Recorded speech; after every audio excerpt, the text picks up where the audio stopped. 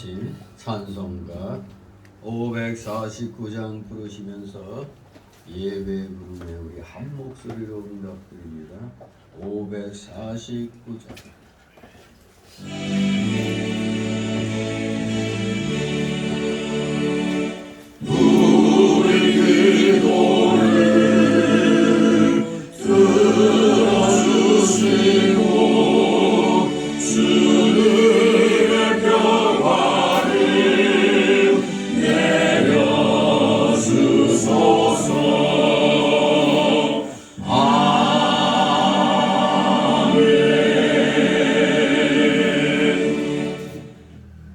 같이 묵도 드립니다.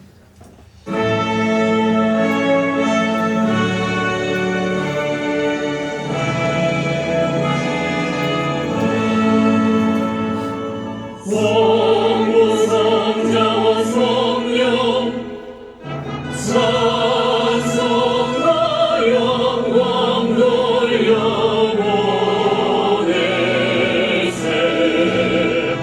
내 서로 지금까지 오 영원 무릇토록 성삼이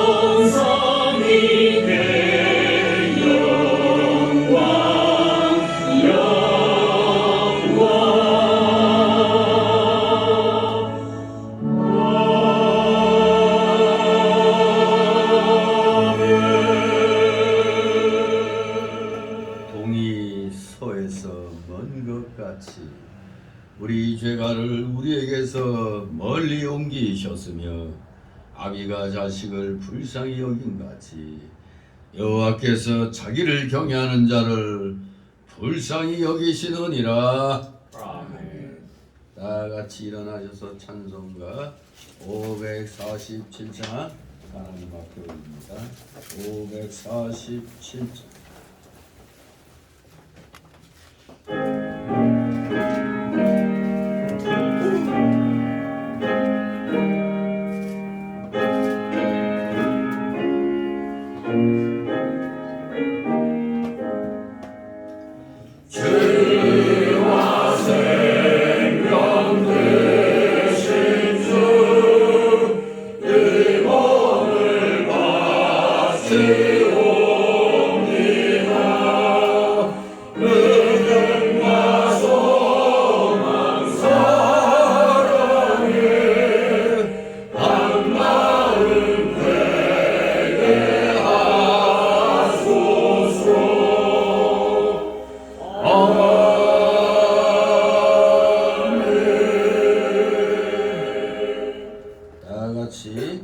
교동문 43번 교독합니다. 찬송가 맨 뒤에 교동문 나옵니다. 43번 마태복음 6장 교동문 43번 교독합니다. 제가 먼저 했습니다.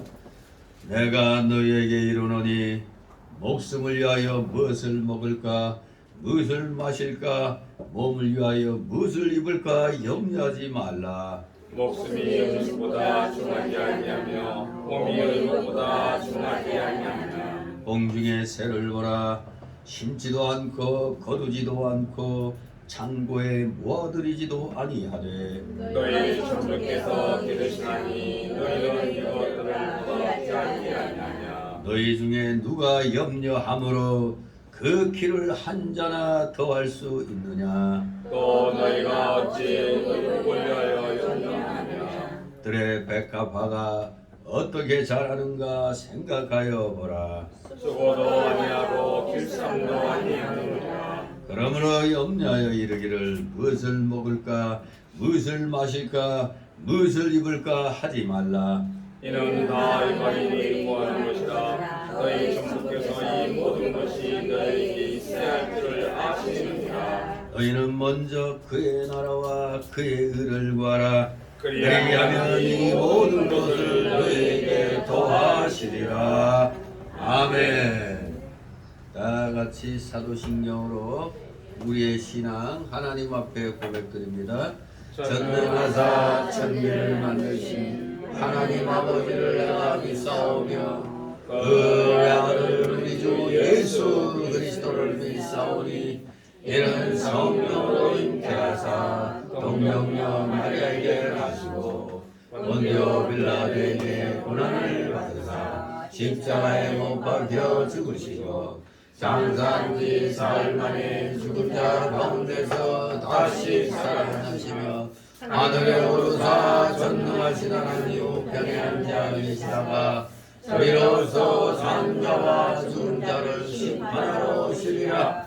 성령을 믿사오며 거룩한 공예와 성도가 서로 교통하는 것과 죄를 사하여 주시는 것과 몸이 다시 사는 것과 영원히 사는 것을 믿사옵나이다. 아멘. 다 같이 찬송가 3장 한 목소리로 하나님 앞에 올립니다. 찬송가 3장.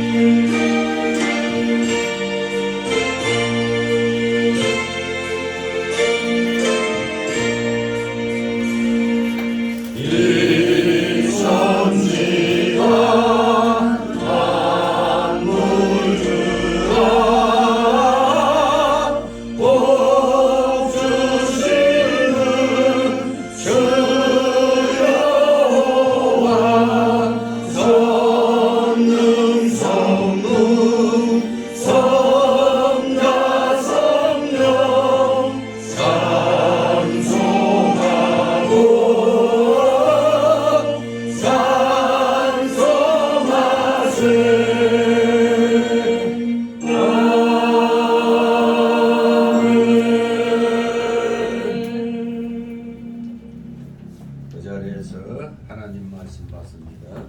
오늘 주일 오전에 주시는 말씀은 신약 성경 누가복음 15장입니다. 누가복음 15장 11절에서 32절까지의 말씀 제가 봉독해 올립니다. 누가복음 15장 11절에서 32절 제가 봉독해 올립니다. 또 가라사대 어떤 사람이 두 아들이 있는데 그 둘째가 아비에게 말하되 아버지여 재산 중에서 내게 돌아올 분깃을 내게 주소서 하는지라. 아비가 그 살림을 각각 나누어 주었더니 그 후 며칠이 못되어 둘째 아들이 재물을 다 모아가지고 먼 나라에 가 거기서 허랑방탕하여 그 재산을 허비하더니 다 없이 한 후 그 나라에 크게 흉년이 들어 저가 비로소 궁핍한지라. 가서 그 나라 백성 중 하나에게 붙여 사니 그가 저를 들러보내어 돼지를 치게 하였는데 저가 돼지 먹는 쥐업 열매로 배를 채우고자 하되 주는 자가 없는지라. 이에 스스로 돌이켜 가로되 나의 아버지에게는 양식이 풍족한 품꾼이 얼마나 많은고 나는 여기서 죽여 죽는구나. 내가 일어나 아버지께 가서 이르기를 아버지여 내가 하늘과 아버지께 죄를 얻어 싸우니 지금부터는 아버지 아들이라 일컬음을 감당치 못하겠나이다. 나를 품꾼의 하나로 보소서 하리라 하고 이에 일어나서 아버지께로 돌아가니라. 아직도 상거가 먼데 아버지가 저를 보고 측은히 여겨 달려가 목을 안고 입을 맞추니 아들이 가로되 아버지여 내가 하늘과 아버지께 죄를 얻어 싸우니 지금부터는 아버지 아들이라 일컬음을 감당치 못하겠나이다 하나. 아버지는 종들에게 이르되 제일 좋은 옷을 내어다가 입히고 손에 가락지를 끼우고 발에 신을 신기라. 그리고 살진 송아지를 끌어다가 잡으라. 우리가 먹고 즐기자. 이 내 아들은 죽었다가 다시 살아났으며 내가 잃었다가 다시 얻었노라 하니 저희가 즐거워하더라. 맏아들은 밭에 있다가 돌아와 집에 가까웠을 때 풍류와 춤추는 소리를 듣고 한 종을 불러 이 무슨 일인가 물은데 대답하되 당신의 동생이 돌아왔으며 당신의 아버지가 그의 건강한 몸을 다시 맞아들이게 됨을 인하여 살진 송아지를 잡았나이다 하니 저가 노하여 들어가기를 즐겨 아니하건 아버지가 나와서 권한디 아버지께 대답하여 가로되 내가 여러 해 아버지를 섬겨 명을 어김이 없거늘 내게는 염소 새끼라도 주어 나와 내 벗으로 즐겨 하신 일이 없더니 아버지의 살림을 창기와 함께 먹어버린 이 아들이 돌아오매 이를 위하여 살찐 송아지를 잡으셨나이다. 아버지께 이르되 예 너는 항상 나와 함께 있으니 내 것이 다 네 것이로되. 다같이 32절 이 내 동생은 죽었다가 살았으며 내가 잃었다가 얻었기로 우리가 즐거워하고 기뻐할 것이 마땅하다 하니라. 아멘. 모두 이 자리에 앉아주시기 바랍니다. 이 시간 하나님 앞에 목회기도 올립니다. 하나님 말씀에 순종하면 복이요 불순종하며 하나님의 맹렬한 진노의 형벌이라는 것이 말씀을 통하여 깨닫게 하여 주심으로 이렇게 오늘도 주일을 맞이하여 원근각체에서 세상을 뒤로하고 하나님 나라와 그를 먼저 구하고자 하는 심령을 허락하여 주셔서 이렇게 이 자리에 모여 나와 하나님 앞에 감사와 존귀와 영광과 찬송을 드려오니 주님 홀로 받으시옵소서. 감사를 드립니다.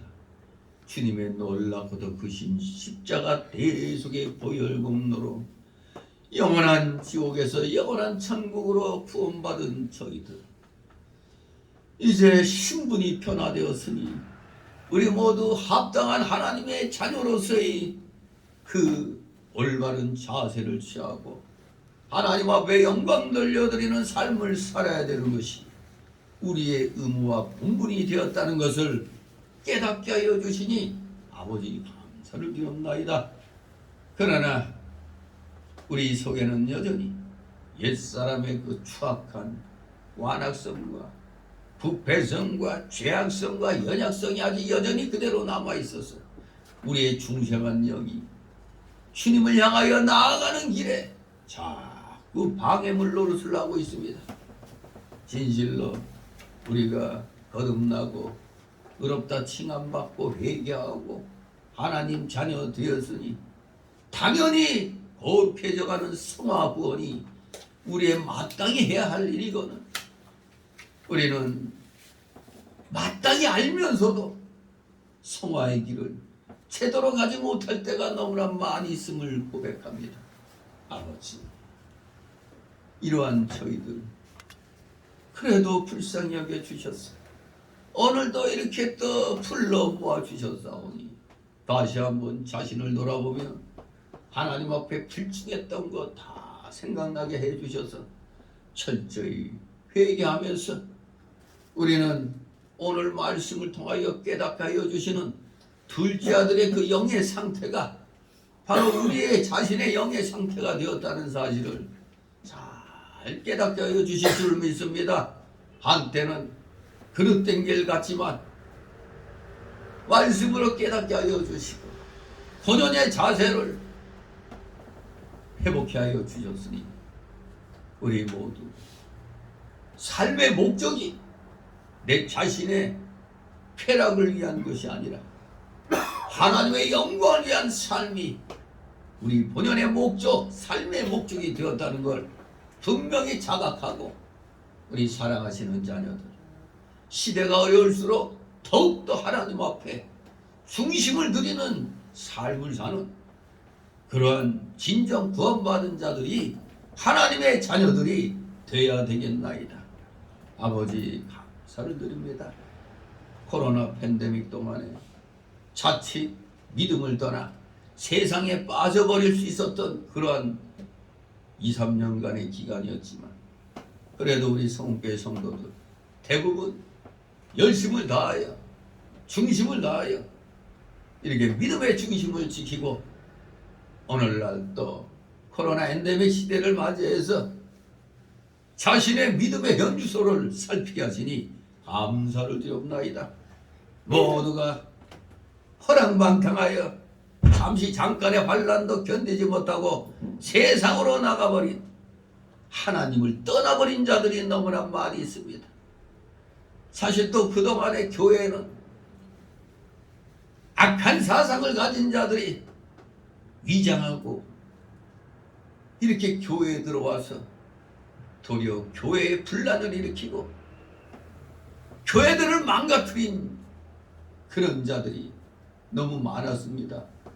그런데 그런 자들이 스스로 또 많이 이 대한민국 교회에서 떠났는 줄 믿습니다. 물론 아직도 여전히 많은 교회에 이 간첩들이 또 아리를 틀고 있다는 걸 우리는 잊어서는 아니 되는 줄 믿습니다. 어차피 우리 교회들에는 이 곡식과 가라지가 같이 있는 줄 압니다. 알곡과 죽정이가 항상 같이 있는 줄을 우리는 알아야 되겠습니다. 그런데 그 몹쓸 죽정이나 이 가라지가 교회를 망치고 우리가 몸담고 있는 이 대한민국을 망치는 일에 아주 흉악한 일들을 하고 있다는 사실을 우리가 절대 잊어서는 아니 되는 줄 믿습니다. 늘 깨어 기도하며 말씀 붙잡고 열심으로 말씀이 지시하시는 대로 행하는, 정말로 실행하는 삶을 사는 우리 크리스찬들이 될 때 악한 마귀 세력은 우리를 건드릴 수 없다는 사실을 우리는 분명히 알아야 되겠습니다. 우리가 바보같이 멍청이같이 하나님 말씀을 등한히 하고 인본주의로 나가면은 마귀의 밥이 된다는 걸 우리는 충분히 그동안에 느끼고 깨달은 줄 압니다. 우리 사랑하시는 자녀들, 본연의 구원받은 자의 자세, 하나님 나라 자녀된 자로서의 본연의 자세를 잘 갖추고 우리 서로 위로하고 격려하고 권면하면서 이 어둠이 마치 지배하는 것 같은 이 세상에서 우리가 소금과 빛의 역할을 잘 감당해 나갈 수 있도록 지혜를 주시고 청명함을 주시고 명철함을 허락하여 주시옵소서. 진실로 이 대한민국 기독교 정신으로 이 하나님 사상으로 건국된 나라가 어찌하여 국민들 절반이 깨닫지 못하고 마귀들의 술수에 넘어가는지 참으로 안타깝습니다. 여기에 선지자 역을 감당해야 할 목회자들까지도 판단력이 없어서 이것이 악인지 선인지도 구분 못합니다. 정말로 선을 악하다 하고 악을 선하다 하고 흑암으로 광명을 삼고 광명으로 흑암을 삼는 자들, 하나님은 이들에게 저주를 선언하셨습니다. 거짓말을 일삼는 자들은 기독교인이 아닙니다.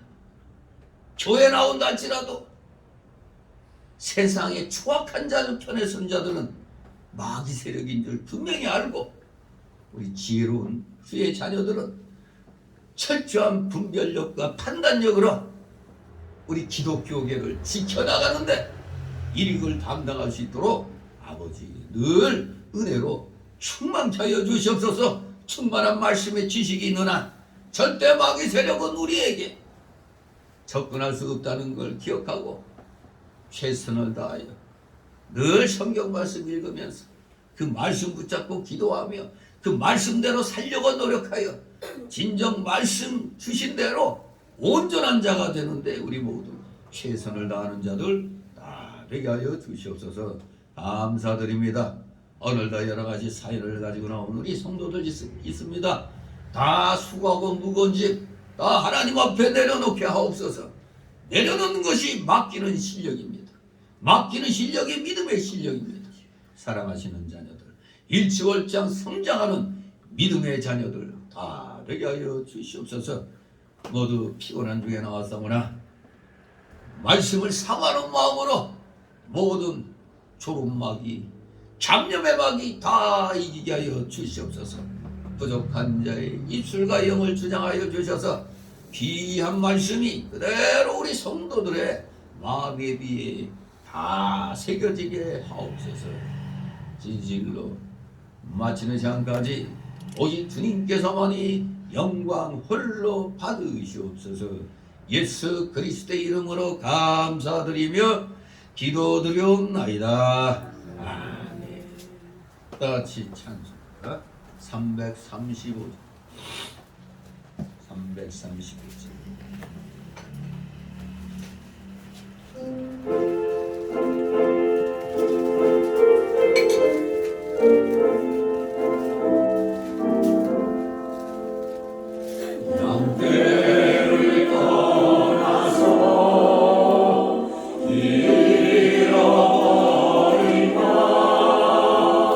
목자의 소리 실어서 멍들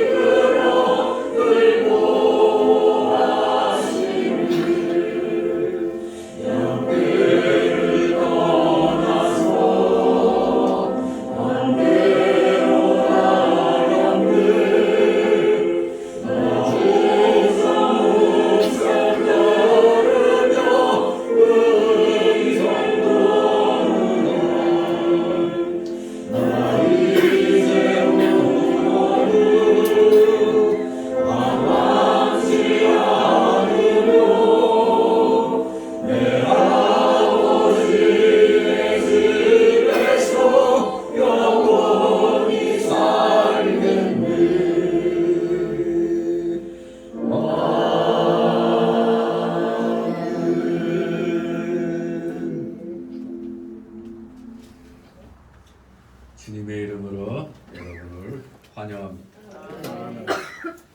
일주일이 너무나 빨리 지나가죠. 뭐 세월이 유수와 같다고.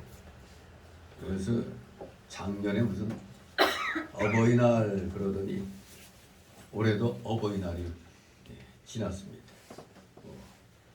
또 스승의 날이 또 있는데 어버이날과 스승의 날을 한꺼번에 같이 하는데도 또 많이 있죠. 아무튼 오늘은 특별히 아버지의 마음이란 제목으로 함께 은혜를 나누도록 하겠습니다. 아버지의 마음. 흔히 우리 이 내용을 돌아온 탕자로 많이 알려져 있죠.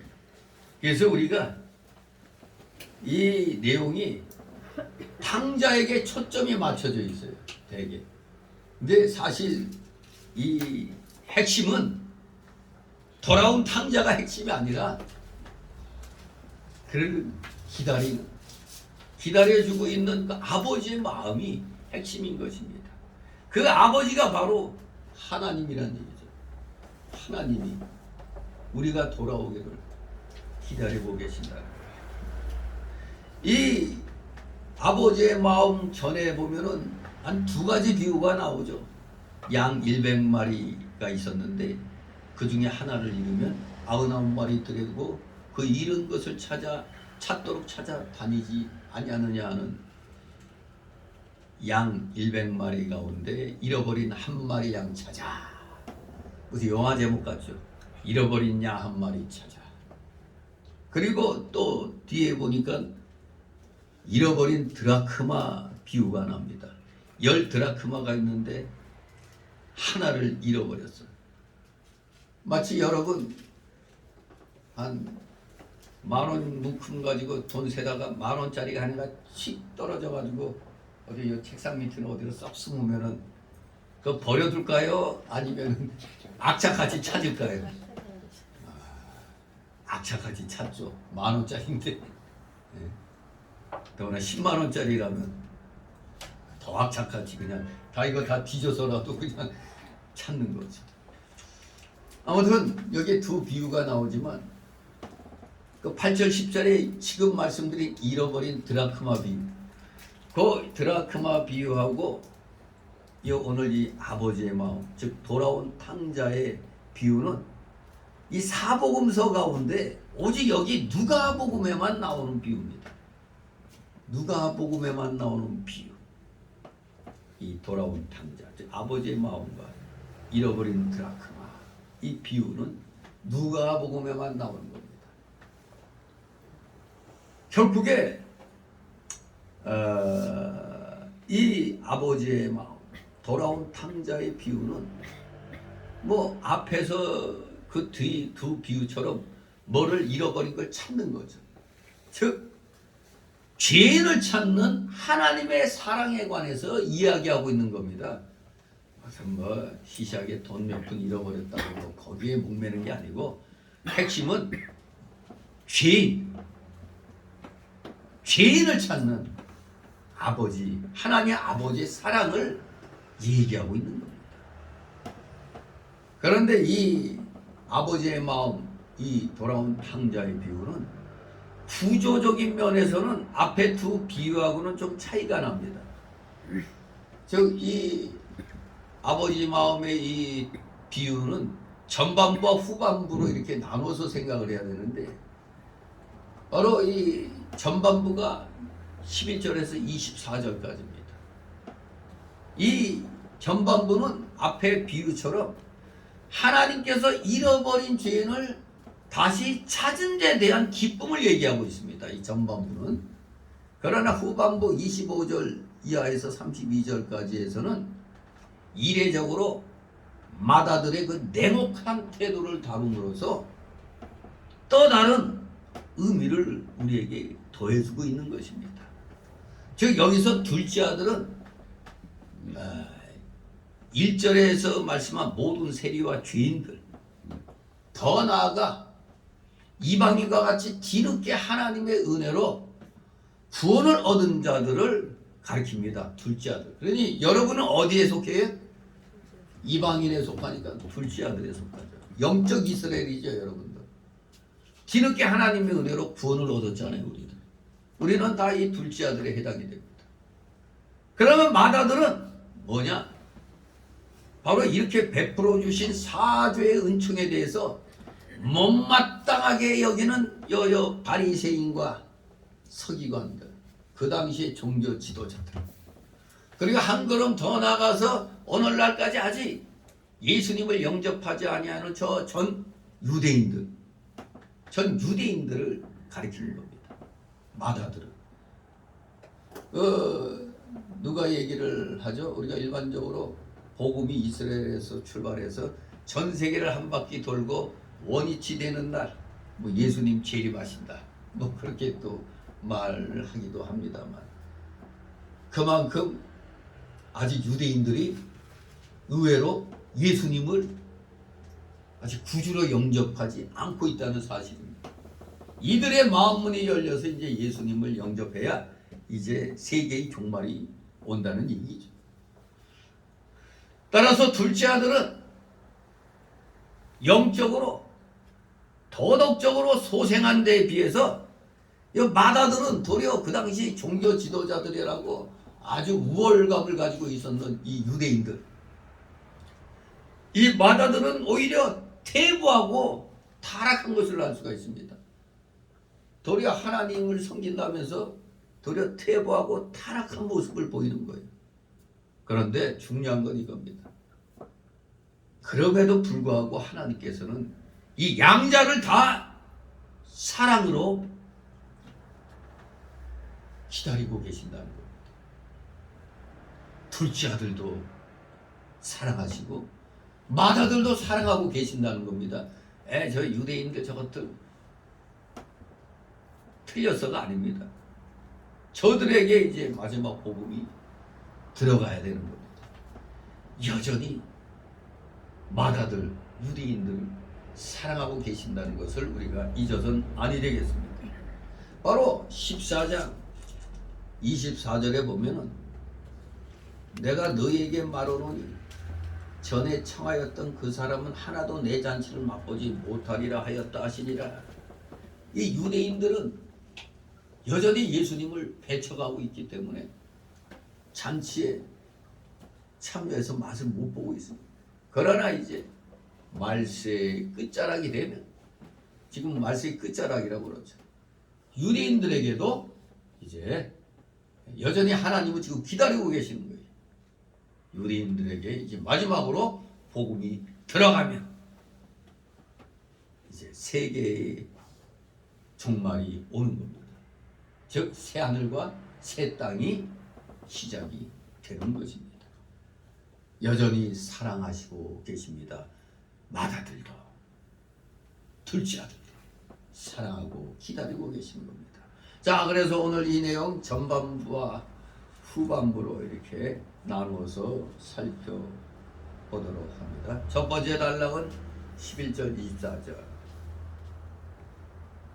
돌아온 아들을 참된 기쁨으로 맞이해주는 아버지. 돌아온 아들을 참된 기쁨으로 맞이해주는 아버지. 후반부 두 번째 단락으로 15절 32절. 아버지를 못마땅히 하고 불평하는 맏아들. 아버지를 못마땅히 하고 불평하는 맏아들. 이렇게 두 단락으로 나누어서 살펴보도록 합니다. 첫 번째 단락 11절 24절. 돌아온 아들을 참된 기쁨으로 맞이해주는 아버지. 이 돌아온 아들이 성공해서 돌아온 거예요? 어떻게 해서 돌아온 거예요? 귀지 새끼가 되어갖고 돌아왔죠. 재산을 다 허비하고 돌아온 그야말로 아주 페루나에 불과한 아들이었는데, 그 아들을 너무너무 기쁨으로 아버지가 맞이해주고 있는 겁니다. 자, 11절 12절 있습니다. 가라사대 어떤 사람이 두 아들이 있는데 그 둘째가 아비에게 말하되 아버지여 재산 중에서 내게 돌아올 분깃을 내게 주소서 하는지라. 아비가 그 살림을 각각 나눠 주었더니. 아멘. 이 전반부 내용으로 봐서는 둘째 아들은 한마디로 싹수가 노란 인간입니다. 한마디로 우리가 흔히 쓰는 말로 아주 싸가지가 바가지인 아들입니다. 바로 이 자식도 뭐 우리나라 속담에 가지 많은 나무가 뭐 바람 잘 날이 없다고 그러죠. 그런데 여기는 딱 두 아들만 나와 있어요. 두 아들이 있었어요. 그런데 맹랑하게 이 둘째 아들이 아버지한테 미리 유산 달라는 거죠. 여러분들이 멀쩡하게 살아있는데 아버지 보고 저 아버지 갖고 있는 재산 어차피 나중에 돌아가시면 우리가 나눠 가져야 되니까 미리 제 거 좀 나눠 달라고 아주 저 당돌하게 한마디로 싸가지 없게 지금 얘기를 하고 있습니다.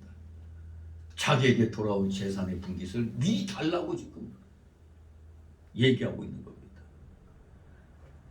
이 작은 아들은 그야말로 이제 자기 마음대로 그건 대한독립 만세예요. 이 사람은 완전히 자기 마음대로 재산을 쓰면 자기가 하고 싶은 대로 하면서 자기 소욕대로 해보려는 그런 심사로 어차피 자기에게 돌아올 분깃을 미리 좀 달라고 청했던 겁니다.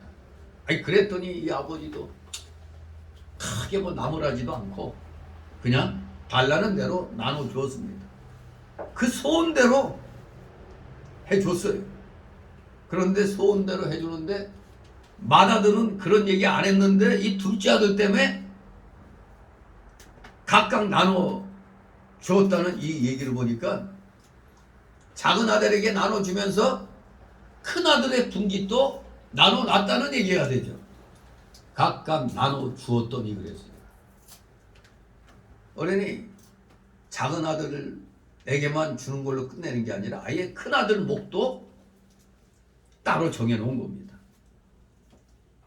그런데 큰 아들은 여기에 뭐 그런 내용은 안 나와 있어도 전후 문맥을 살펴서 짐작해 보건데 이 큰 아들은 좀 머리를 썼습니다.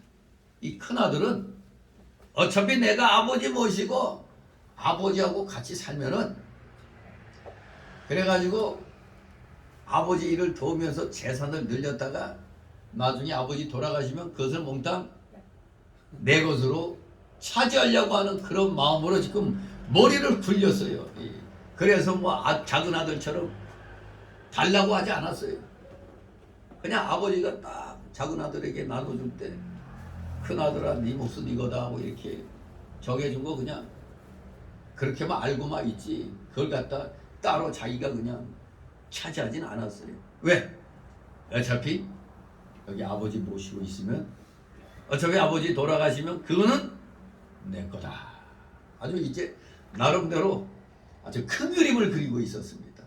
아주 큰 그림. 13절 있습니다. 며칠이 못되어 둘째 아들이 재물을 다 모아가지고 먼 나라에 가 거기서 허랑방탕하여 그 재산을 허비하더니 아멘. 이거 오늘날에도 재물이 쉽게 생기는 자들은 그 재물을 잘 감당 못하죠. 너무 쉽게 생기면은 이거 귀하게 여길 줄 몰라요. 그냥 피땀 흘려서 자기가 벌어야 그게 아까운 줄 아는데 그냥 이거 툭 마치 하늘에서 뭐가 툭 떨어지듯이 그냥 아버지가 얘따 이거 네 거다 하고 주니까 아니 그냥 피땀 흘려 하나도 그냥 모은 게 아니잖아요.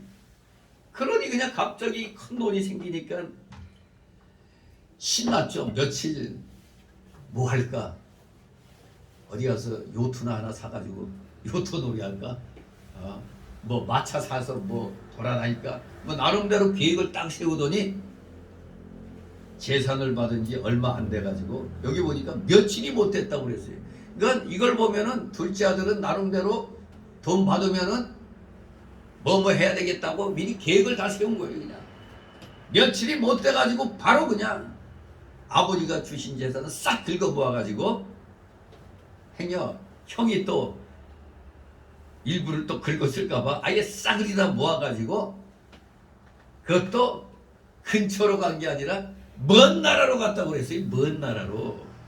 이것은 아버지의 간섭을 전혀 받지 않는 곳으로 가서 내 마음대로 돈을 쓰며 마음대로 놀아보려고 한 그 마음이 여기에 담겨 있습니다. 싸그리 모아가지고 자기 건 다 모아가지고 먼 나라로 가버렸다. 아이 도리어 아버지가 자기에게 이렇게 줬으면 얼마나 감사해. 그러면 아버지에게 더 효도하고 자기가 살아야겠다. 아 이런 마음을 먹어야 되는데 아예 그냥 아버지의 손이 못 미치는 먼 나라로 그냥 홀라당 날아가 버렸습니다. 아 정말 이 둘째 녀석 하여간 이 회개하기 전까진 그야말로 싹수가 노란 놈입니다. 이건 진짜 아주 못된 놈이죠. 결코 아니나 다를까 갑자기 생긴 큰 재물 그냥 허랑방탕하여 재산을 다 허비해버렸어요. 허랑방탕하여 다 허비해버렸습니다. 정말로 우리 예수 믿는 사람이 하나님을 떠나서 내 육신의 소욕대로 사는 생활을 하면은 자연스럽게 통제를 받지 않잖아요. 내 마음대로 하고 싶은 대로 다 하잖아요. 허랑방탕할 수밖에 없습니다. 결국에는 야금야금 꺼내만 썼지 이것을 분리 생각을 안 했기 때문에 야금야금 꺼내 쓰다 보니까 어느 날 그냥 남는 게 하나도 없는 겁니다. 제가 전에 그 TV에서 그 외국에서 일어난 일인데 우리로 말하면 로또 복권을 갖다 당첨이 됐는데 이 사람이 이쪽에 청소부였어요. 환경미화원이었어요. 그런데 갑자기 큰 돈이 어마어마한 돈이거든요. 그 복권이 우리나라에 이건 비교가 안 돼요. 어마어마한 돈이 생기니까 또 그 조각 잊어버리고 또 그냥 또 다른 여자도 얻어가지고 또 사는데 그렇게 많은 돈이 시간이 흐른과 동시에 그냥 바닥이 나버렸어. 뭐 그냥 그 복권 내자마자 그 마누라까지 바꾸고 그냥 그 고급 승용차 뭐 이런 거 사서 막 놀았어요. 그냥 술도 엄청 퍼먹고 그냥 막 그냥 아가씨들한테 이집 팍팍 쓰면서 그냥 신나게 놀았는데 결국 돈이 다 날라가고 없어. 그랬더니 또 희한한 일이야. 자기가 버린 옛날에 그 조각이 있어가고 지금 또 다시 살아. 그러니까 허랑방탕하게 돈 다 날리고 난 다음에 아이고 어떻게 이혼했던 지난날에 어렵게 살던 시절에 그 마누라하고 다시 또 사는 거예요. 또 그런 자를 받아들인 그 여자도 참 멋있한데 정말 이 순식간에 갑자기 생긴 재산을 이걸 갖다 하나님이 주신 복인 줄 알고 이걸 잘 써야 되는데 이걸 그냥 허랑방탕하게 놀고 먹는데 다 써버린 거예요. 그냥. 그러니까 여기 이 둘째 아들같이 알거지가 돼버린 겁니다. 알거지. 몸은 병들고 그래서 지난날 버렸던 그 조강시처가 도리어 그 남자를 받아들여가지고 도로 다시 옛날 그 환경미화 다시 환경미화 그 생활을 하는 거예요. 그럴 때 우리말에 어울리는 단어가 뭐예요? 사자성어가 일장춘몽이라. 일장춘몽이 되어버린 겁니다. 그러니까 하나님이 뭐 안 믿는 사람들은 뭐 조상이 뭐 해줘서 뭐 해줬다 그러면 갑자기 어떤 재물이 생겼을 때는 정말 그걸 귀하고 아주 요긴하게 잘 써야 되거든요. 특히 우리 기독교인들은 이 어려운 사람들 구제하고 이렇게 나눠 쓰는데 힘을 써야 되거든요. 하나님이 주셨을 때는 그렇게 하라고 주신 거거든요.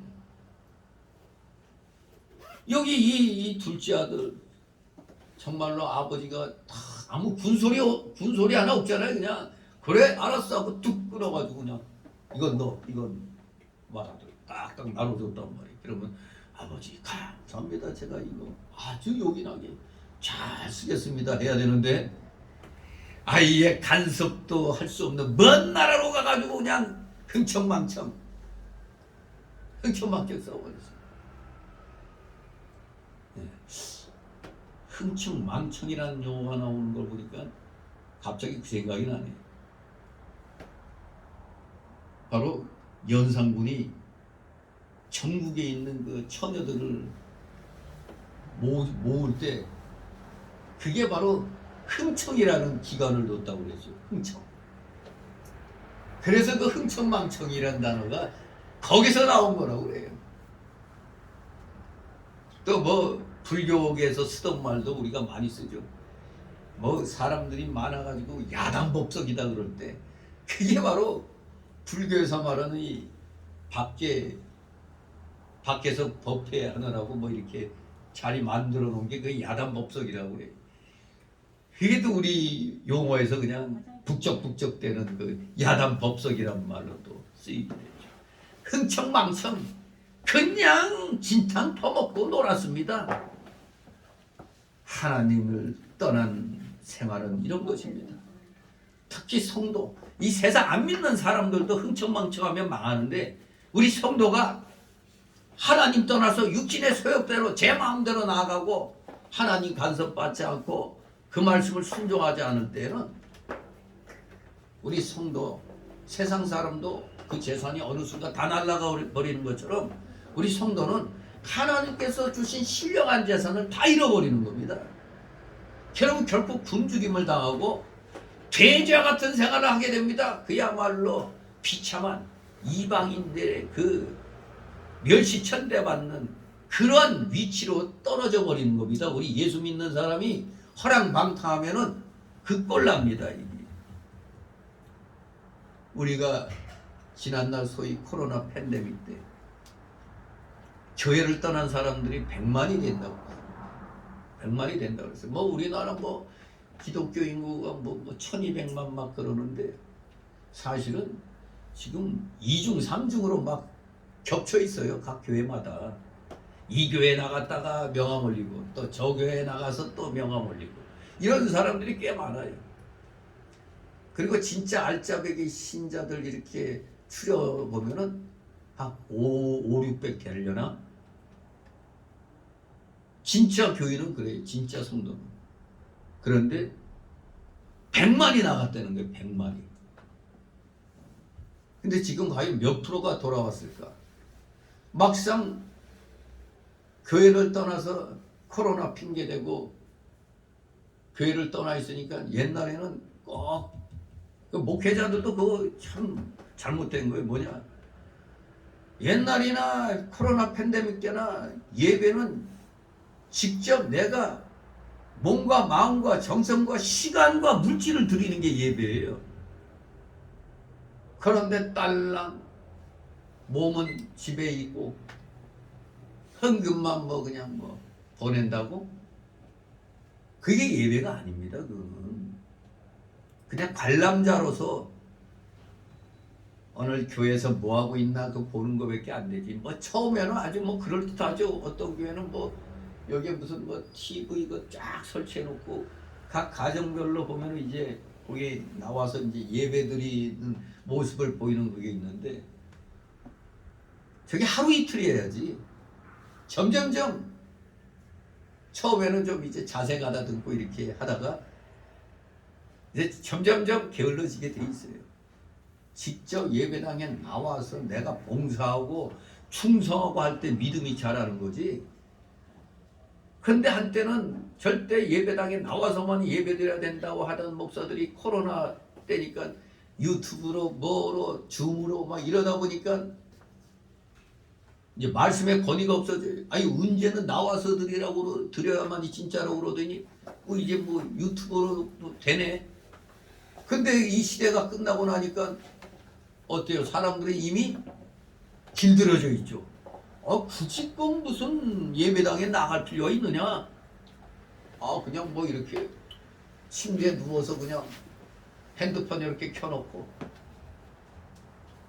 나 잘 듣고 있습니다. 이러고 있으면 되는 거 아니야? 그야말로 오늘날 목사들이 이랬다 저랬다 해서 그래도 여러분 어땠어요?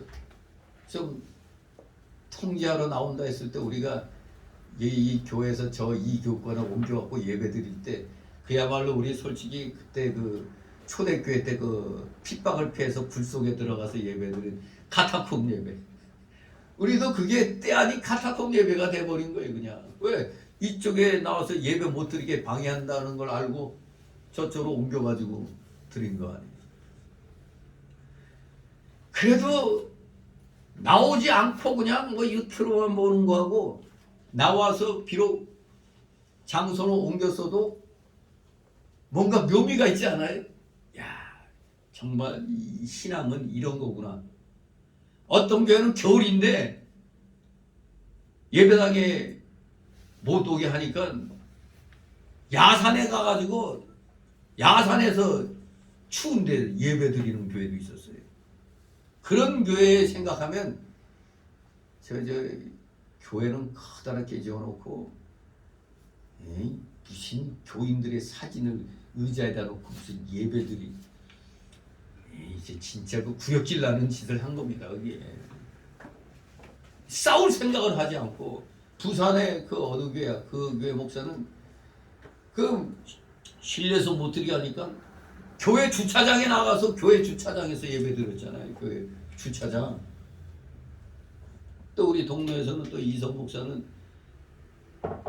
아예 차 타고 와서 다 그 주차장에서 차 안에서 다 예배 드리고 주차장 여기다가 그 이렇게 뭐 막 만들어 가지고 여기서 설교하고 교인들은 다 차 안에서 이렇게 주차장에 차 세우고 주차장에서 예배 드리고 그러니까 뭔가 하나님 앞에 보여드려야 되는 겁니다. 그냥 이 세상 정권의 잘못된 그 행태에 순종하는 것 그거는 불순종해야 되는 겁니다. 그거는 왜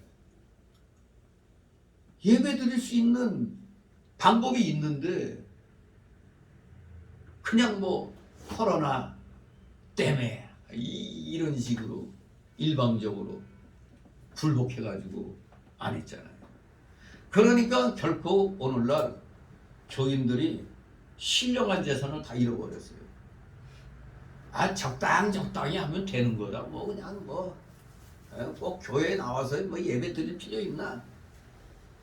그러다 보니까 모이는 게 없어지죠. 모이는 게 없어지잖아요. 지금 이제 뭐 윤 대통령이 코로나 엔데믹 선언했죠. 이제는 걸려서도 5일로 끝내고 이제 풍토병이 되어버린 겁니다. 풍토병. 전염병이 이제 풍토병이 됐어요. 그러니 이제는 자기 자신이 그리고 또 요새는 이 미세먼지 때문에 내가 상태가 좀 찌뿌하면은 마스크 쓰는 거예요.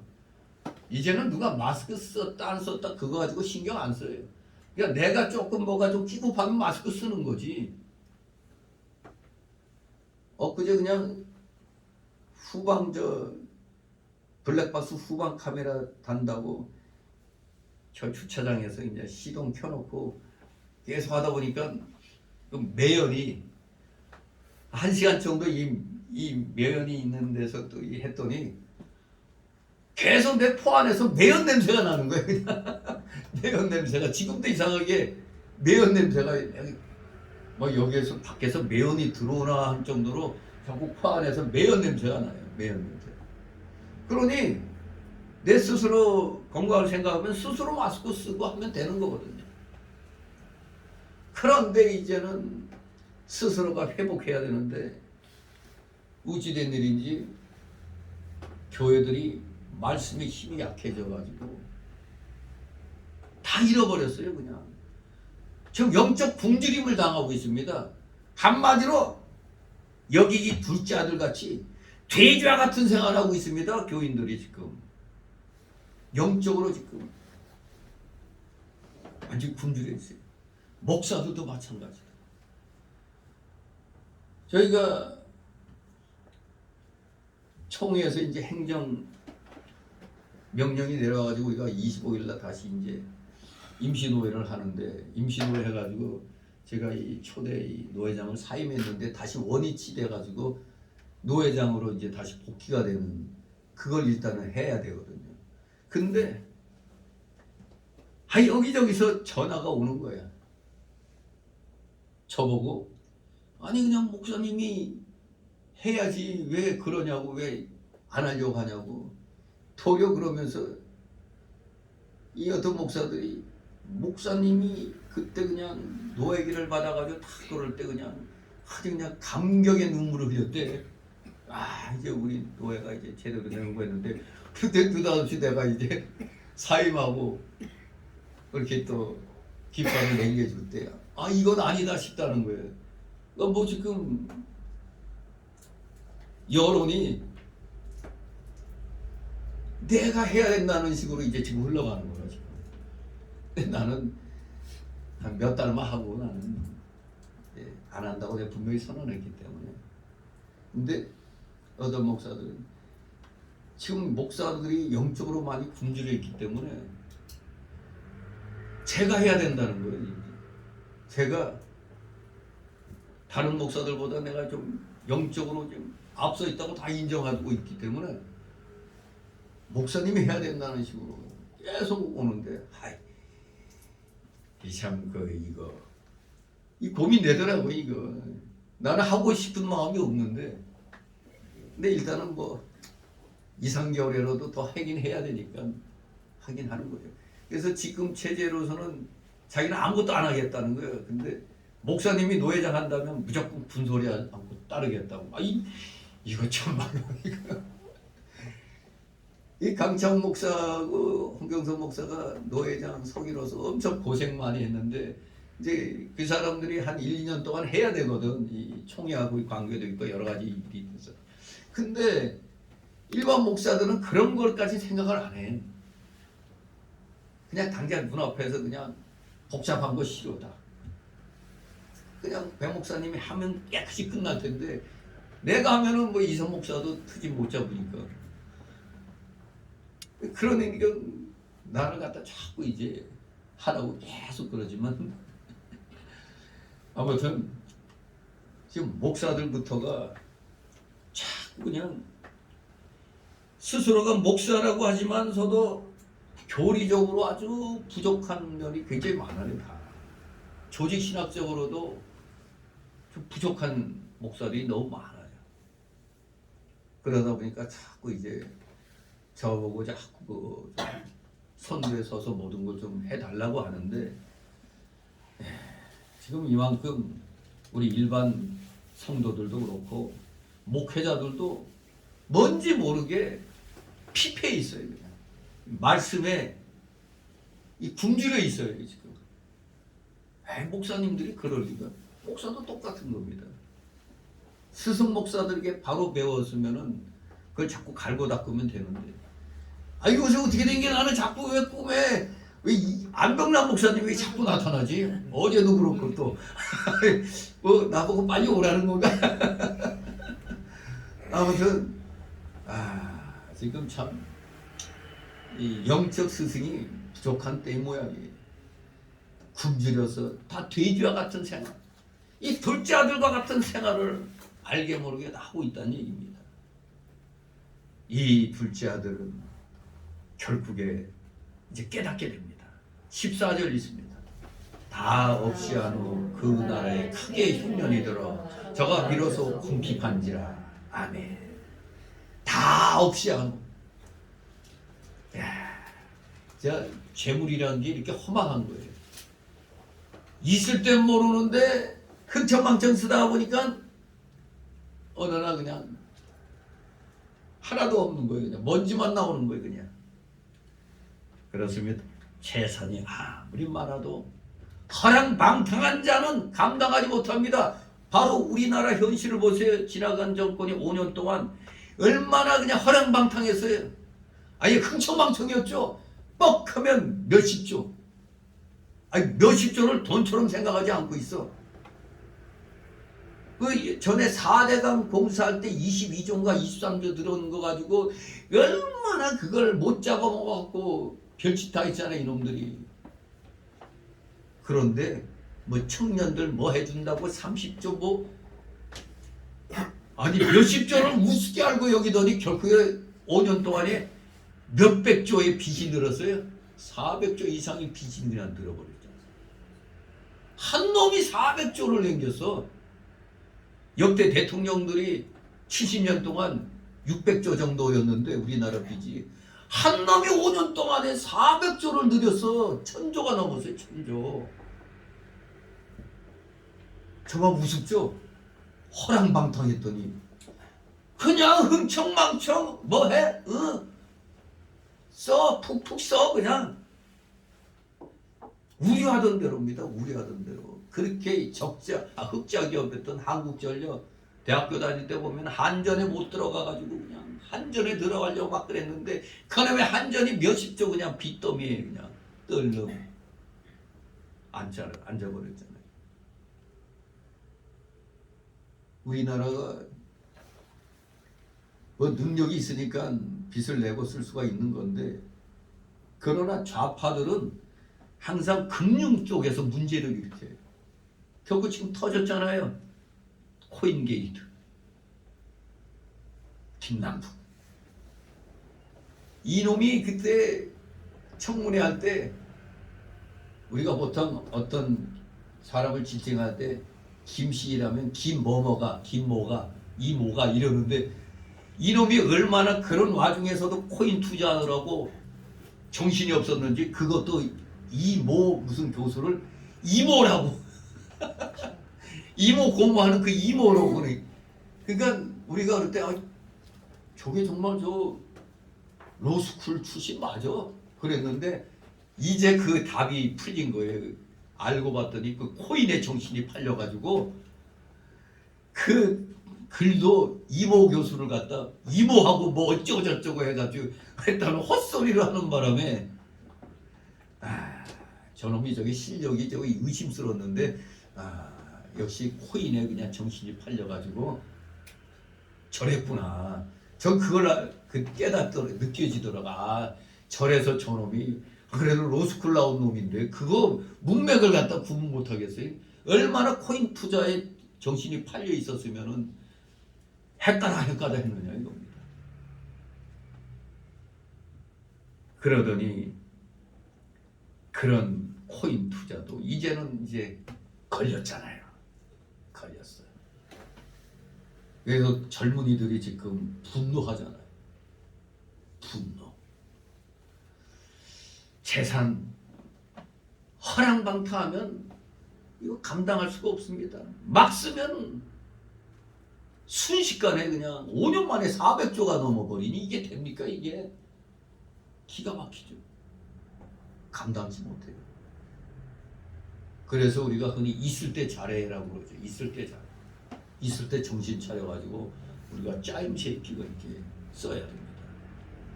그래서 우리 기독교인들은 베드로후서 1장 5절 6절 말씀을 마음에 새겨놔야 돼요. 믿음의 덕을 그것만 갖고 있으면 안 돼요. 덕의 지식을 그리고 절대 잊어서는 안 될 게 우리 성령의 9가지 열매의 마지막이 뭐죠? 절제잖아요. 지식의 절제할 줄 알아야 돼요. 지난 정권이 이게 주사파에 빠진 저놈들만 아니면은 절제가 됐을 텐데 이 주사파에 빠진 놈들은 절제할 줄 모르거든요. 왜? 부자들 주머니 털면 된다고 생각하거든. 돈 없어? 저거 누구 이재용이 불러 털어내. 그러니까 이 운동권 이 출신들은 그 대학교 다닐 때부터 맨날 남의 주머니 터는 것만 했거든요. 맨날 남의 거 뺏어가지고 오히려 공산주의가 그거 아니에요. 부자 거 터는 거. 그런 놈이 국회의원 됐어요. 어디가 저기 상번 그쪽에 이 뭐라는 놈이 있었는데 이게 어느 그 회사 재벌 어디야 그 사장집 털어가지고 해놓고 걸려가지고 이제 감옥 했는데 자기는 정당한 걸로 마치 지가 의적 홍길동 같이 그렇게 여기는 거예요. 그렇기 때문에 우리는 뭐든지 있을 때 절제할 줄 알아야 됩니다. 기독교에는 분명히 절제가 최고의 미덕이에요. 사랑, 희락, 화평, 인내, 자비, 양성, 충성, 온유, 절제. 마지막이 절제. 아무리 잘해도 절제가 없으면은 파입니다. 파이 그냥. 절제가 없으면 아무것도 아니에요. 여기 둘째 아들 절제할 줄 몰랐습니다. 허랑방탕하게 그냥 흥청망청 썼어요. 이것을 말씀을 마음에 새겼다면 믿음의 덕의 지식을 지식의 절제를 더했다면 이런 일이 없고 아버지가 주신 재산 가지고 선한 사업을 하고 살았을 텐데 그저 흥청망청 연산군이 따로 없어 돈 있으니까 이미 그냥 흥청망청 그냥 써버린 겁니다. 그랬더니 비로소 궁핍하게 된 걸 깨달은 겁니다. 있을 때는 몰랐는데 재산이 바닥이 드러내니까 그때서야 깨닫게 되는 겁니다. 재산을 탕진해버렸고 설상가상 무슨 일이 생겼어. 자기가 간 나라에 흉년이 또 크게 들었다고 그랬어요. 흉년. 설상가상으로 엎친 데 덮친 격으로 흉년까지 들어서 먹을 것이 없었어요. 먹을 것이. 그래서 아주 공공한 처지에 빠지게 되었습니다. 아마 이 친구가 돈 가지고 타지에 갔을 때 흥청망청 쓸 때 친구가 많았을까요? 적었을까요? 아예 그냥 구름같이 몰려들었을 겁니다. 야, 돈 잘 쓴다. 돈 잘 쓰면 어때요? 부스럭이라도 받아먹으려고 모여들게 돼 있습니다.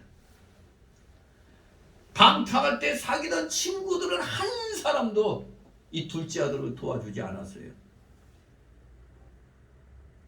우리 동양 이게 어디 나온 말인가? 노노맹자 대하 뭐 여기에 나온 말인지 몰라도 하여간에 이런 말이 있어요. 한자어에 주식 무제는 천인유효 금난붕어는 일인무라. 즉 술과 음식을 먹을 때 친구는 1000명이나 되나 급하고 어려운 때 친구는 한 명도 없다. 금난붕어는 1인무라. 흥청망청 먹고 놀 때는 붕대 같지만 그런데 급하고 어려울 때가 되니까 정작 친구는 하나도 없다는 말이 있는데 바로 이 둘째 아들에게 그대로 그 말이 먹혀 들어갔습니다. 여러분도 아마 그런 경우 다 겪어봤을 거예요. 여러분들 다. 있을 때는 연락도 많이 오고 그랬는데 막상 어려워지니까 혹시 또 융통해달랄까봐 그냥 아예 그냥 전화를 안 받는 그런 일들이 있는 겁니다. 모두 어려울 때 진정한 사람이 내게 있다 없다가 드러나는 겁니다. 15절 16절 있습니다. 가서 그 나라 백성들 하나에게 붙여 사니 그가 저를 들러보내어 돼지를 치게 하였는데 저가 돼지 먹는 귀염 열매로 배를 채우고자 하되 주는 자가 없는지라. 아멘. 큰 흉년이 들면 인심부터 사나워지죠. 다 어렵게 되잖아요. 그러니 누구 하나 먹을 거 주는 사람이 없는 겁니다. 나 먹고 살기도 바쁘니까. 결코 이 둘째 아들은 빈털터리가 돼가지고 어떤 집에 가서 결국 돼지 치는 일을 하게 됐습니다. 유대인이 돼지 치는 일을 하게 됐다. 유대인들은 돼지를 어떤 짐승으로 알아요? 부정한 짐승으로 하잖아요. 부정한 짐승으로. 그런데 돼지 치는 일을 하게 됐다는 건 하나님 떠난 사람의 위치는 그야말로 그냥 최하로 그냥 비참한 상태로 떨어지게 됐다는 걸 말하는 겁니다. 부잣집 아들이 이제는 돼지와 같이 생활을 하게 된 겁니다. 흉년이 들어 먹을 것이 없게 됐기 때문에 굶주리게 되니 이제는 하다못해 돼지가 먹는 지역 열매를 먹을 수밖에 없게 되었습니다. 부잣집 아들이 얼마나 비참한 처지가 되었는가. 이 쥐염 열매는 헬라어로 케라티온이라고 하는데 팔레스틴 지역에서 나는 열매라고 해요. 팔레스틴 지역에서 나는 열매인데 그 나무 높이는 한 10m 정도 된다고 그래요. 근데 열매의 크기는 한 25cm, 한 이 정도 되겠네. 25cm. 주로 가축의 사료로 사용됐다고 합니다. 가축의 사료. 돼지를 치며 쥐염 열매를 먹은 것은 결국 무엇을 말하고 있는가? 이것은 하나님 아버지를 떠나서 자기 정욕대로 사는 자는 마침내 하나님의 사람이 살 수 없는 들에서 살게 되고 하나님의 사람으로서는 먹을 수 없는 것 돼지 사료를 먹게 된다는 겁니다. 하나님 아버지 떠나서 독립만세 외치고 있다가 하나님 떠난 결국은 돼지나 먹는 것밖에 돼지나 먹는 그것밖에 먹지 못하게 되는 이런 상황이 되는 겁니다. 얼마나 비참한 겁니까? 가장 부정한 짐승같이 여기는 돼지하고 같이 살면서 돼지가 먹는 쥐염 열매나 먹는 처지가 되었어요. 믿음 지키지 않고 얻은 세상의 재물이나 명예나 권세도 다 이 쥐염 열매와 같은 것입니다. 그래서 우리 예수 믿는 사람들이 정치계로 돌아설 때 이걸 명심해야 돼요. 하나님 떠난 재산, 명예, 권세 이건 다 쥐염 열매에 해당되는 겁니다. 결단코 예수 믿는 사람들은 무엇을 하든 하나님 말씀을 떠나면 안 되는 겁니다. 떠나는 순간 돼지같이 되는 겁니다. 하나님의 사람은 하나님의 말씀을 먹어야 살고 아버지 집에 있어야 안식과 행복을 누릴 수가 있는 겁니다. 아버지 집에서 신령한 생활을 하던 성도가 세상에 나가 방탕한 생활을 하면 그 방탕한 생활이 몸에 배어버리기 때문에 교회에 나와서 예배를 드려도 말씀은 받아도 껍데기만 앉아있게 되는 겁니다. 껍데기만 앉아갖고 껍데기만 받아먹는 거예요. 그러니 배도 안 부르고 만족함이 없는 겁니다. 그렇기 때문에 세상에 그냥 빠져버리면 성경 말씀이 재미가 있어요? 하나도 없죠. 이건 만화책 같은 얘기인데 하고 성경을 보아도 생명의 역사가 없고 기도를 해도 그냥 형식뿐입니다. 형식. 그야말로 사는 것은 짐승과 같아요. 짐승과 같다고 그랬죠. 우리 예수 믿지 아니한 자들은 짐승과 같다고 그랬습니다.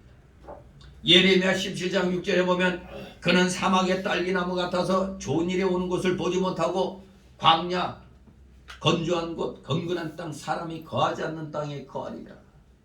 예수 믿던 사람이 하나님 떠나면은 이렇게 비참한 상황이 되는 겁니다. 마치 사막 한가운데 놓인 거나 똑같아요. 먹을 것이 없는 들판에 놓여진 것과 똑같은 신세가 되는 겁니다. 짐승과 같은 삶이 기다리고 있을 뿐입니다. 과연 코로나 핑계대고 교회를 떠난 사람들 얼마나 잘 먹고 잘 살까? 아주 이제 좀 주일날도 어디든 놀러도 가고 바람도 쐬고 아주 좋은 것 같죠? 과연 좋을까? 요새 그 한문철 변호사의 그 블랙박스인가 그거 보니까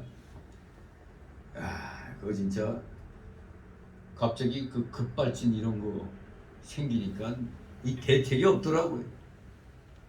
바로 하나님 떠난 사람들의 삶이 한순간에 그렇게 망가질 수가 있는 겁니다. 하나님이 가만두시지 않아요. 사랑하시기 때문에 깨닫게 하시는 역사가 있거든요. 뭔 일이라도 일어나는 겁니다. 하나님 떠나서 살다 보면은 아주 모든 게 편하고 간섭 안 받아서 좋은 것 같은데 정말 사랑하는 하나님이 사랑하시는 자녀는 하나님의 징계가 있습니다. 나는 알지 못하는 가운데 엉뚱한 일이 벌어져 갖고 엄청 손해보게 되고 내가 병들거나 다치거나 되고 그런 일이 일어나는 겁니다. 짐승과 같은 삶이 우리를 기다리는 겁니다. 절대 하나님의 사람들은 하나님을 떠나면 살 수가 없다는 걸 기억하시기 바랍니다. 17절 있습니다. 이에 스스로 돌이켜 가로되 내 아버지에게는 양식이 풍족한 품꾼이 얼마나 많은고 나는 여기서 줄여 죽는구나. 아멘. 이제 철저히 깨닫게 됩니다. 둘째 아들. 그래서 스스로 돌이켰습니다. 탕자가 아버지의 간섭을 받지 않고 마음대로 행하며 마치 해방된 기쁨으로 잠깐 동안 살았지만 얼마 못 가서 비참한 가운데 빠진 후에는 이제 아버지와 풍요로운 아버지의 집이 생각이 났습니다. 그래서 이제는 아버지의 간섭받는 것이 도리어 지혜로운 일이고 아버지 집에서 사는 게 도리어 진정한 복이라는 것을 깨닫게 되었던 겁니다. 좀 더 일찍 이것을 깨달았더라면 비참하게까지는 안 됐을 텐데 당장 보따리 싸들고 돌아왔을 텐데 알거지가 되고 나서야 깨달았단 말이에요. 그러나 이제라도 깨닫고 돌이키게 된 것만도 다행스러운 일입니다. 하나님 아버지 집에는 언제나 양식이 풍족하고 행복이 넘치는 것입니다. 하나님은 우리 성도가 하나님의 자녀가 예수 그리스도의 십자가 보혈로 산 내 자녀가 육신의 소욕대로 살면 망할 것이기 때문에 육신의 소욕대로 살지 못하도록 간섭하고 꾸짖고 때로는 몽둥이로 다스리기도 하는 것입니다. 로마서 8장 23절에 너희가 육신대로 살면 반드시 죽을 것이로되 이 둘째 아들이 그랬잖아요. 죽게 됐어요. 영으로서 몸의 행실을 죽이면 살리니. 근데 지금 이제 깨달았잖아요. 깨달아서 돌아갑니다. 그래서 살게 됐어요. 육신대로 살면 좋을 것 같죠. 내 마음대로 해서 편할 것 같죠. 그러나 영적 생명의 역사가 죽고 그 결과는 이 둘째 아들과 같이 비참해지는 겁니다. 하와가 선악과를 보니까 어떻다고요? 먹음직도 하고 부함직도 했어요. 아주 지혜롭게 할 만큼 탐스럽게 보여 먹었어요. 그런데 그 결과는 수치와 부끄러움, 비참함과 사망이었습니다. 아버지 집에서 사는 생활은 육신적으로는 때때로 괴로운 것 같아요. 왜 말씀대로 살려고 하니까 세상으로부터 지탄받잖아요. 손가락질 당했잖아요. 우리 교회들이 손가락질 당하고 욕 먹었잖아요. 교회들이. 그러나 그것이 영생이요 참된 행복이라는 걸 알아야 돼요. 말씀대로 살려고 했더니 괴로움이 와. 그런데 역으로는 그것이 진정한 영생이요 참된 행복이라는 것입니다. 탕자는 생각합니다. 아버지 집에 얼마나 양식이 풍족하며 그 품꾼들조차 얼마나 풍족하게 먹느냐는 걸 생각합니다. 그런데 지금 자기 자신은 어떻다고? 궁핍하고 돼지나 먹는 쥐한 열매나 먹는 비참한 상태에 빠져 있는 것을 깨달았던 겁니다. 아버지 집에는 품꾼들조차 풍요롭게 사는데 나는 이게 뭔가 잠시 잠깐 생각 잘못했다가 거지가 되어버렸어요. 결국 스스로 깨닫습니다. 나 이제 죽여 죽는구나. 그렇습니다. 성도가 하나님 아버지의 품을 떠나면 심령이 죽여 죽게 될 만큼 비참한 상태에 빠지는 겁니다. 교회를 떠난 많은 사람들이 알게 모르게 이런 상황 속에 빠져 있는 사람이 많아요. 심령적으로 완전히 비참한 상태에 빠진 사람들 많이 있습니다. 18절 19절 있습니다. 내가 일어나 아버지께 가서 이르기를 아버지여 내가 하늘과 아버지께 죄를 얻어사오니 지금부터는 아버지 아들이라 일컬음을 감당치 못하겠나이다. 나를 풍문의 하나로 보소서 하리라 하고 아멘.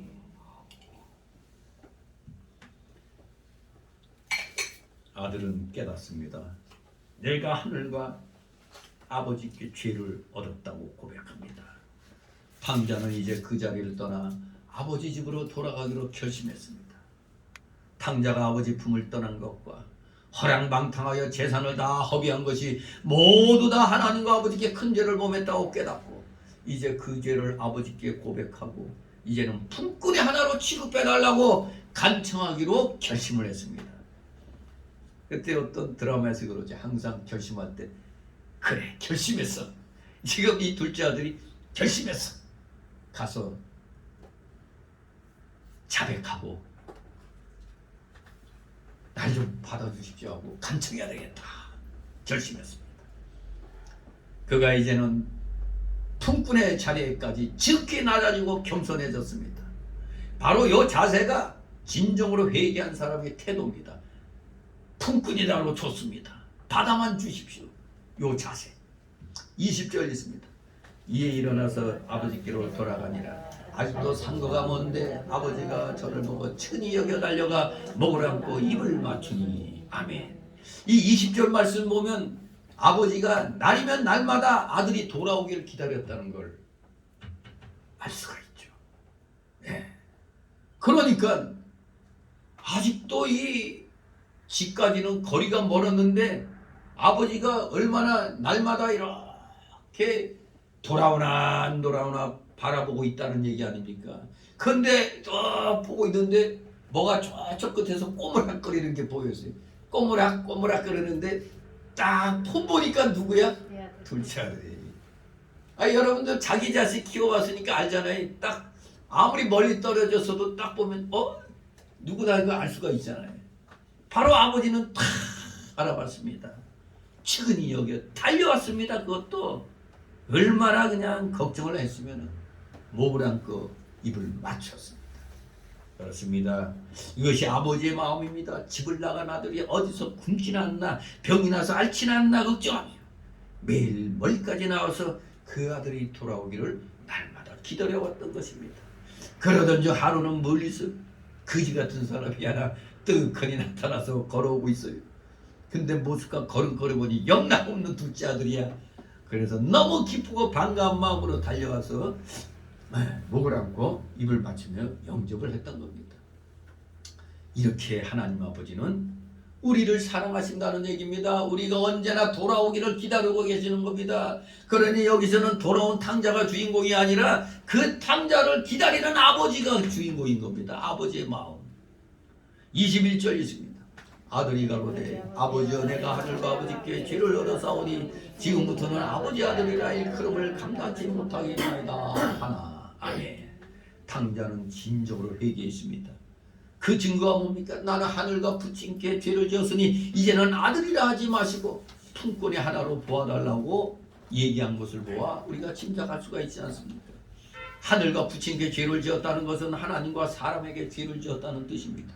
탕자는 아버지께서 자기를 아들이라고 부르는 것조차 감당치 못한 자인 줄 알고 그저 품꾼의 하나로만 여겨줘도 감사하겠다고 생각한 겁니다. 그는 하늘과 아버지께 죄를 범하여 감히 머리를 들 수 없고 죽어 마땅한 자이므로 품꾼의 하나로 여겨줘도 아버지와 함께 살기만 하면 그저 감사하겠다는 그런 자리까지 낮아졌어요. 그저 바라만 주시면 그게 감사한 것입니다. 바라만 주신다면 이것이 진정한 회개의 열매입니다. 22절 24절 아버지는 종들에게 이르되 제일 좋은 옷을 내어다가 입히고 손에 가락지를 끼우고 신을 신기우라. 그리고 살긴 동아리를 끌어다가 우리가 먹고 즐기자. 내 아들은 죽었다가 다시 살아났으니 내가 잃었다 다시 얻었노라 하니 내가 즐거워하더라. 아멘. 네, 이 아버지의 마음이 돌아온 탕자에게 제일 좋은 옷을 입히고 또 손에 가락지 끼우고 발에 신을 신기고 살진 송아리 잡아 같이 즐기자고 했습니다. 사실 이 신령한 뜻이 있죠. 제일 좋은 옷을 입혔다는 건 구석에 흰 옷을 입혀주는 것을 가리키는 겁니다. 또 손에 가락지를 끼운다는 것은 영광스럽게 해주는 걸 가리킵니다. 시편 8장 4절로 보죠. 가락지를 끼우는 거. 영광스럽게. 이게 어떤 그 권위를 또 상징하고 자격을 상징하잖아요. 영광스럽게 해주겠다. 또 발에 신을 신기라는 것은 에베소 6장 15절 말씀처럼 복음의 신을 신기는 것이 신령한 뜻인데 그 당시 종들은 신을 안 신었어요. 종인 그 증거가 맨발로 다녔어요. 종들은 신발 못 신었어요. 그런데 신을 신기라고 그랬어요. 더구나 탈진 송아지를 잡으라고 그랬어요. 바로 이것의 신령한 뜻은 그리스도의 구속의 은총에 참여시켜서 그리스도의 살과 피를 먹게 하는 것을 가리키는 겁니다. 아무튼 이렇게 아버지가 기뻐했다는 것은 즉 돌아온 아들이 죽었다가 다시 살아났고 잃었다가 찾은 아들이기 때문이라고 말하고 있습니다. 하나님은 이와 같이 진정으로 회개하고 돌아오는 자를 영접해 주시고 한량없는 은혜와 복을 내려주시는 겁니다. 제일 좋은 옷을 입혀주시고 손에 손가락, 손에 가락지 끼워주고 발에 신신 끼우고 살진 송아지를 잡아주었습니다. 바로 주님께서는 우리에게 구속의 흰 옷을 입혀주시고 영광스럽게 해주시면서 보호의 신을 심기게 하시고 구속의 은혜에 참여시켜서 예수 그리스도의 살과 피를 먹도록 허락을 하시는 겁니다. 비참한 상태에 놓였다가 이제 아들로서 왕자의 대우를 받는 것입니다. 이렇게 작은 아들은 마침내 원위치 했습니다. 자기가 있어야 할 자리로 돌아왔어요. 자, 그런데 여기에 아주 못마땅하게 생각하고 불평하는 맏아들이 등장합니다. 15절 32절 재산을 다 허비하고 돌아온 동생을 기쁨으로 맞이한 그 아버지를 못마땅해 하고 불평하는 이 맏아들의 모습이 나옵니다. 25절 28절 있습니다. 맏아들은 밭에 있다가 돌아와 집에 가까웠을 때 풍류와 춤추는 소리를 듣고 한 종을 불러 이 무슨 일인가 물은데 대답하되 당신의 동생이 돌아왔으니 당신의 아버지가 그의 건강한 몸을 다시 맞아 드리게 됨을 인하여 살진 송아지를 잡았나이다 하니 저가 노하여 들어가기를 즐겨하니 하고는 아버지가 나와서 권한대. 아멘. 여러분 생각 어때요? 여러분 자녀가 집 나간 자녀가 돌아왔는데 집에 있던 다른 자녀가 같이 부모와 같은 마음으로 반가웠어요. 응? 반가워서 맞이할 거 아닙니까? 아, 그런데 이게 어떻게 된 게 맏아들이 아버지 노릇을 해야 될 맏아들이 도리어 분노를 하고 있는 걸 보입니다. 물론 맏아들이 아버지를 모시고 살고 또 매일 밭에 나가서 일하고 있는 것은 참 잘하고 있죠. 그건 잘하는 일입니다.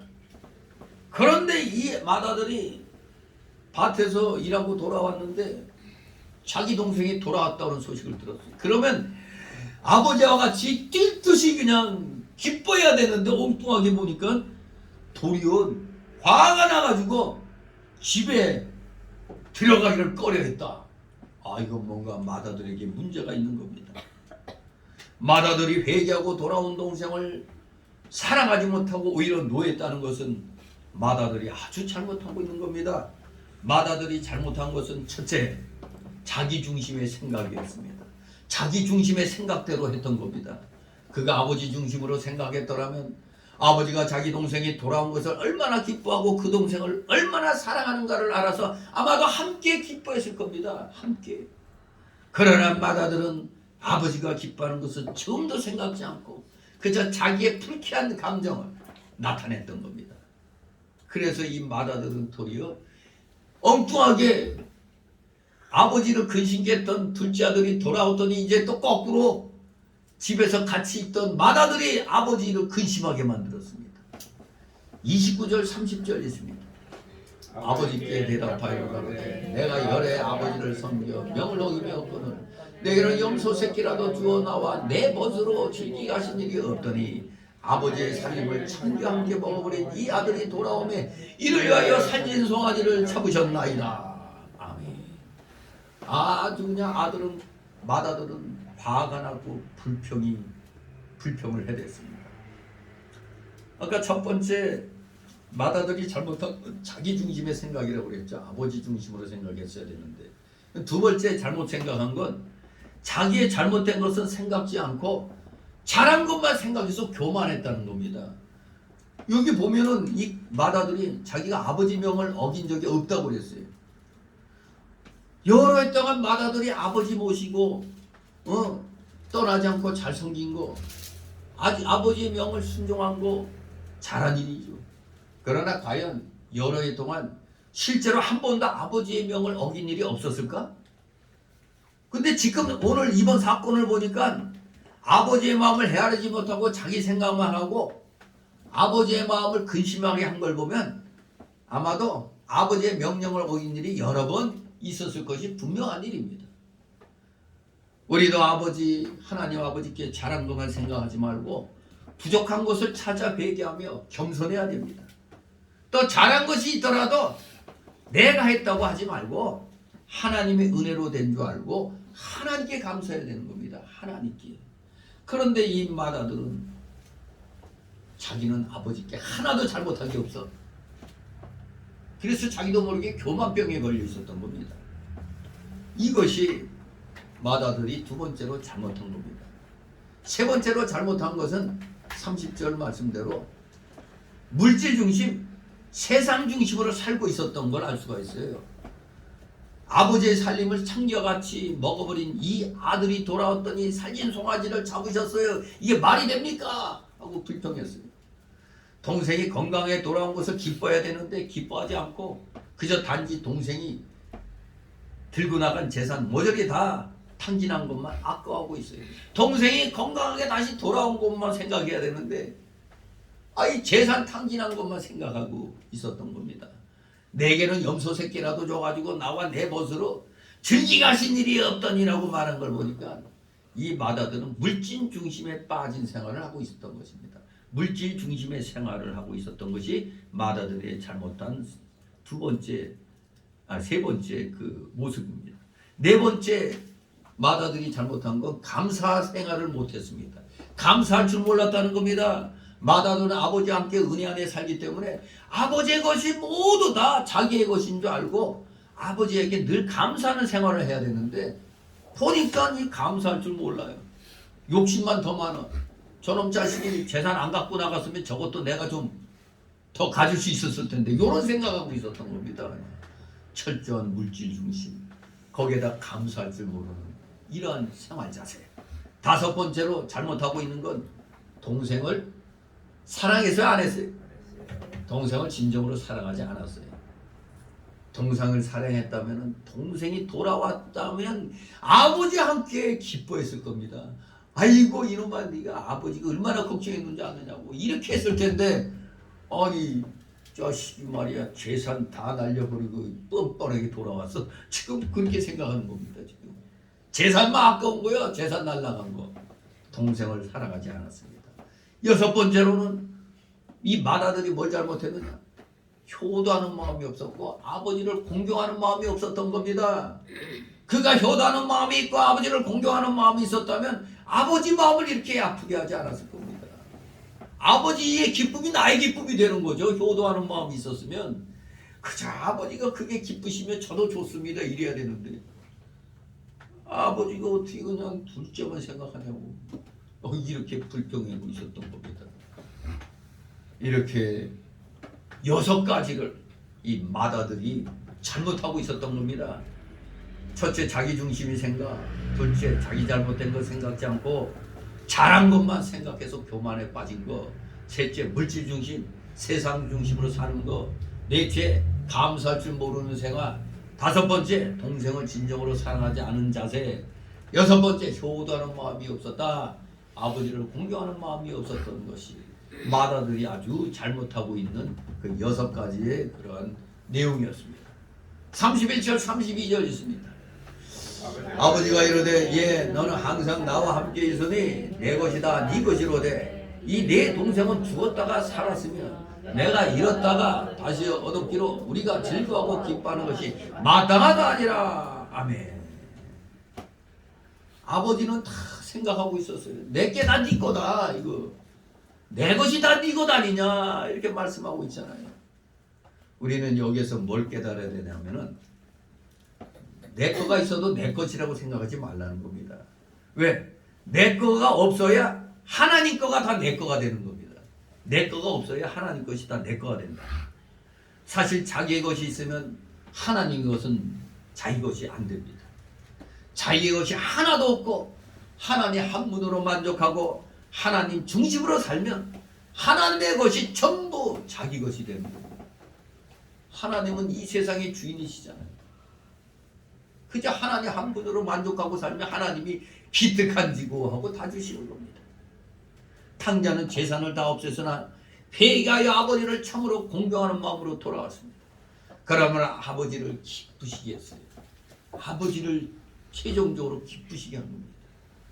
그러나 마다들은 겉으로는 아버지를 잘 공경한 건 줄 알았는데 앞에서 말한 6가지를 잘못을 했던 것입니다.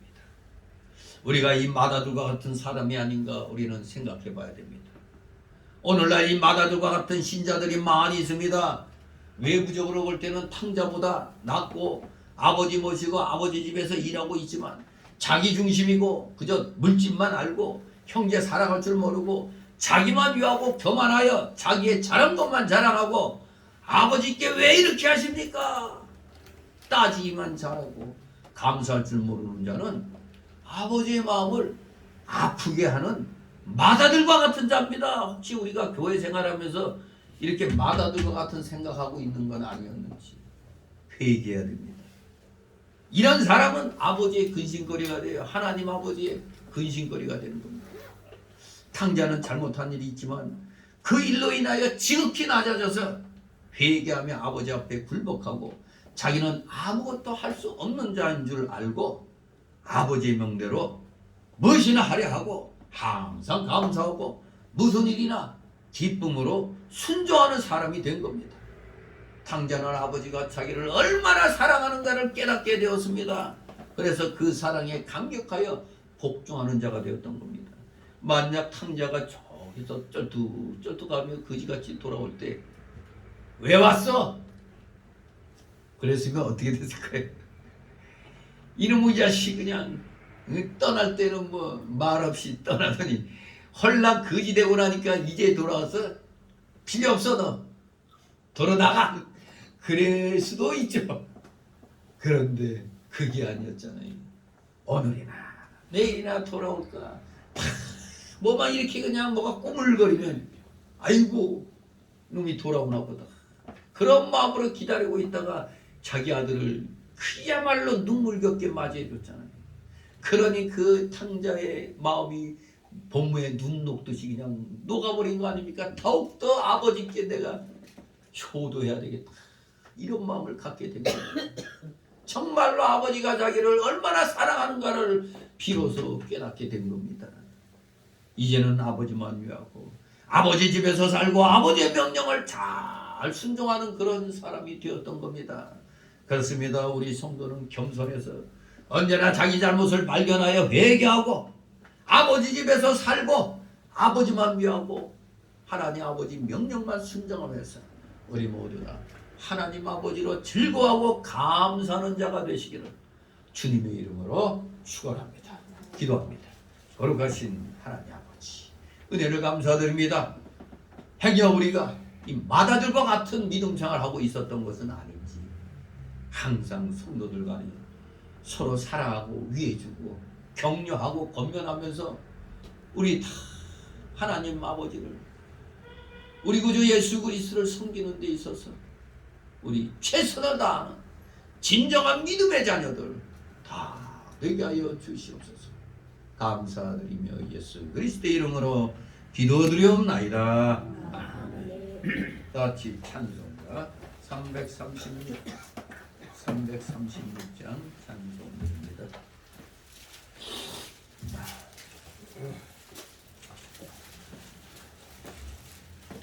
336장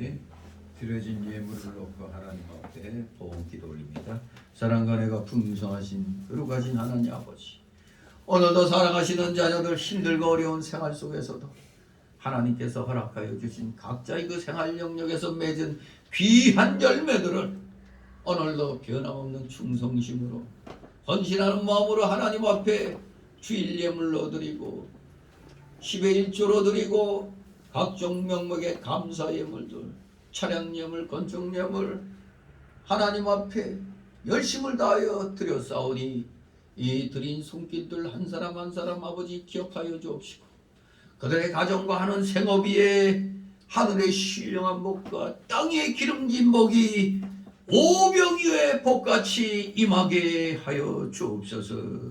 진실로 물질로 어려움 겪고 있는 우리 성도들 있다면 속히 그 어려움을 이겨내고 하나님으로부터 귀한 물질을 또 선물로 받아 마음껏 하늘 창고문을 열고 물질을 사용할 수 있는 진실된 믿음의 실력자, 물질의 실력자들 다 되게 하여 주시옵소서. 드려진 예물 몸된 교회를 위하여 잘 사용할 수 있도록 늘 은혜로 충만케 하여 주시옵소서. 감사드리며 우리 구주 예수 그리스도의 이름으로 기도드리옵나이다. 아멘. 주님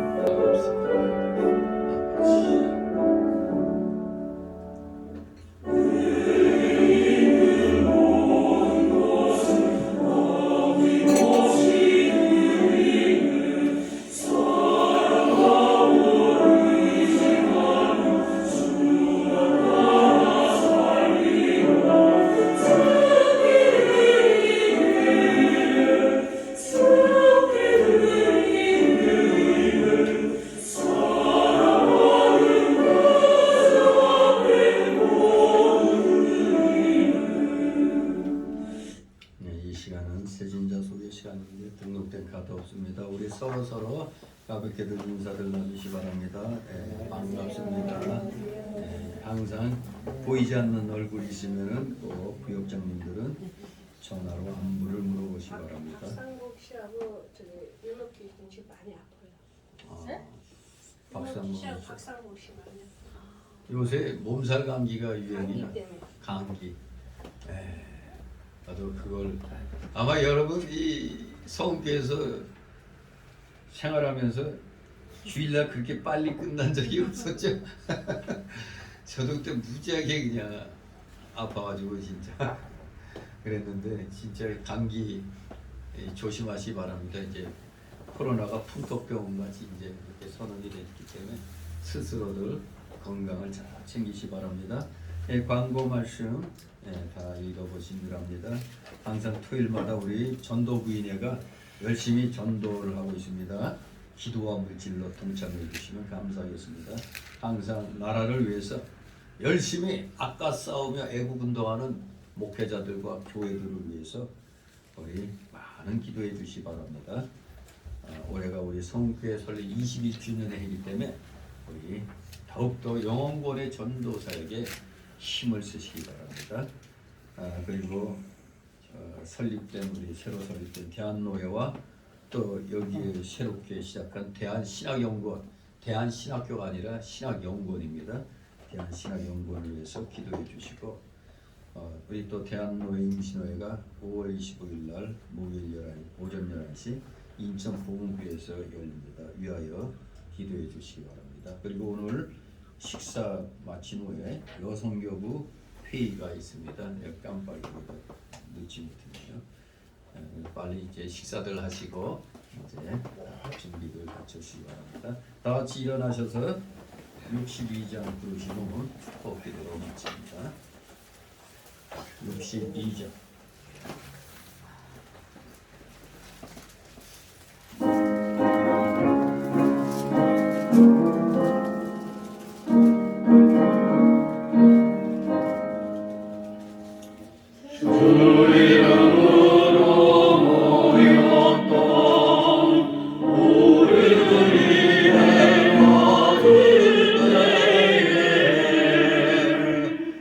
언제나 함께